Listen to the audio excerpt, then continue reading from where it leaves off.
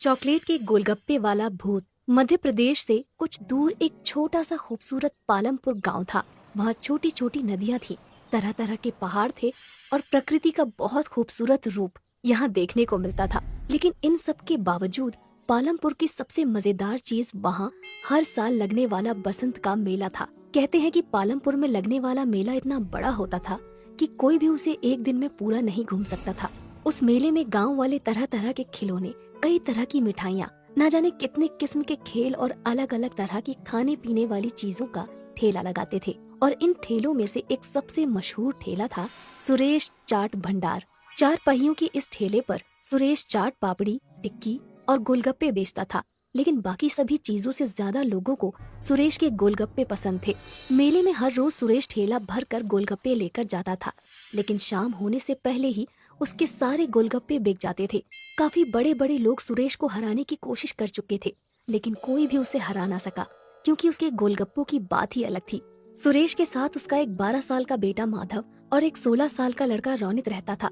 रोनित सुरेश का बेटा नहीं था, पर पिछले साल एक दुर्घटना में अपनी बीवी को खो देने के बाद सुरेश ने अपना हाथ बटाने के लिए रोनित को साथ रख लिया था। रोनित अनाथ था। मेले में सिर्फ एक दिन बाकी रह गया था।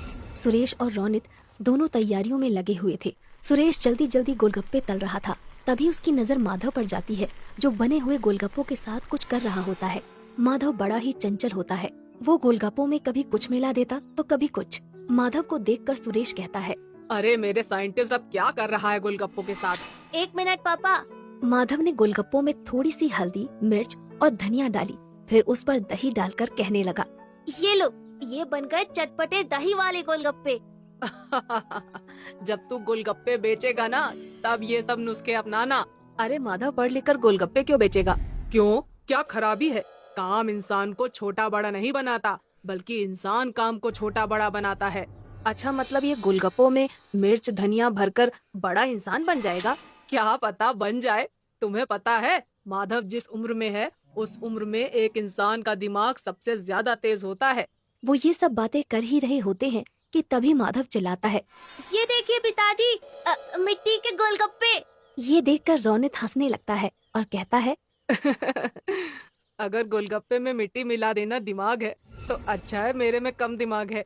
अच्छा चुप रहो, वो हरी वाली पोटली लाकर इस पानी में मिला दो। मैं बाहर काम से जा रहा हूँ, आते हुए रात को देर हो जाएगी। ये कहकर सुरेश वहाँ से चला जाता है और रोनित पोटली के पास चला जाता है।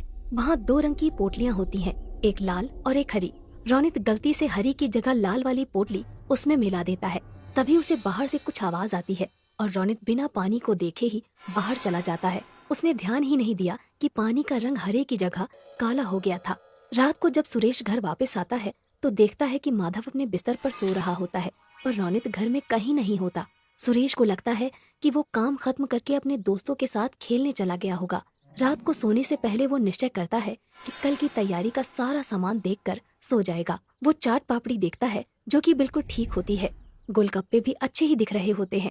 फिर वो पानी के ड्रम से ढक्कन हटाता है और देखता है कि पानी भी देखने में बिल्कुल ठीक लग रहा है। उसका रंग भी आम तौर की तरह हरा ही है। सुरेश चैन की सांस लेता है और सो जाता है। अगले दिन सुबह सुबह सुरेश मेले में अपना ठेला लेकर पहुंच जाता है। सुरेश काफी थका हुआ था, क्योंकि रोनित अभी तक वापस नहीं आया था, इसलिए उसे अकेले ही सारा सामान ठेले पर लाद कर मेले में आना पड़ा। वो रोनित से गुस्सा भी था और उसे उसकी फिक्र भी हो रही थी। मेले में खड़ा सुरेश रोनित के बारे में सोच ही रहा था कि उसको एक आवाज आती है, भैया गोलगप्पे दो ना। जी देता हूँ। भैया जैसे पिछली बार खिलाए थे ना, तीखे वाले, वैसे ही देना। सुरेश ने उन्हें गोलगप्पे खिलाए। गोलगप्पे मुंह में रखते ही लड़की ने वापस बाहर निकाल दिया और कहा, ये क्या वाहियात गोलगप्पे हैं। सुरेश चौंक गया। लड़की ये कहकर वहाँ से चली गई और सुरेश ने एक गोलगप्पे में पानी भरकर अपने मुंह में रखा। उसने फौरन उसे बाहर निकाल दिया, क्योंकि गोलगप्पे का स्वाद सचमुच बहुत खराब था। जल्द ही ये खबर पूरे मेले में फैल गई और कोई भी सुरेश से गोलगप्पे लेने नहीं आया। शाम तक एक भी गोलगप्पा नहीं बिका और परेशान होकर सुरेश वापस जाने लगा। वो अपना ठेला खींचता है और वापस जा रहा था कि उसने देखा कि मेले में एक नई दुकान लगी है, जहाँ काफी भीड़ है। उसने पास जाकर देखा तो एक नई कंपनी गोलगप्पे बेच रही थी और लोगों की भीड़ वो गोलगप्पे खा रही थी। सुरेश इधर उधर नजर दौड़ा ही रहा था कि उसने देखा कि गोलगप्पे रोनित बेच रहा था। सुरेश समझ गया कि ये वही कंपनी है जो सुरेश को काम पर रखना चाहती थी, पर सुरेश के मना कर देने पर उन्होंने रोनित को पटाकर उसका काम खराब कर दिया। सुरेश कुछ नहीं बोला, उसने अपना ठेला लिया और चलने लगा। उसे इस बात का दुख नहीं था कि उसके गोलगप्पे नहीं बिके, पर इस बात का ज्यादा दुख था कि जिस रोनित को उसने अपने बच्चे की तरह पाला, उसने उसे धोखा दे दिया। यही सोचते सोचते वो घर पहुंच गया। उसे देखते ही माधव बहुत खुश हुआ और बोला, पापा, आप इतनी जल्दी आ गए और सारे गोलगप्पे वापस क्यों ले आए? वो बेटा, पता है मुझे, आप इसलिए लाए ना ताकि मैं नए गोलगप्पे बना सकूं। सुरेश ने मुस्कुराकर कहा। हाँ हाँ बेटा, जाओ नए गोलगप्पे बनाओ। ये सुनकर माधव खुश हो गया और कुछ गोलगप्पे लेकर वहाँ से चला गया। सुरेश वहीं बैठकर सोचने लगा कि कैसे अपने गोलगप्पे बेचने का काम दोबारा से शुरू करे। वो ये सब सोच ही रहा होता है कि माधव अचानक उसके सामने आकर कहता है, पापा, आ करो। अरे क्यों? आ करो ना। सुरेश ने अपना मुंह खोला और माधव ने एक काला सा गोलगप्पा उसके मुंह में डाल दिया। ये क्या डाल दिया मेरे मुंह में? क्या मिलाया है तूने इसमें?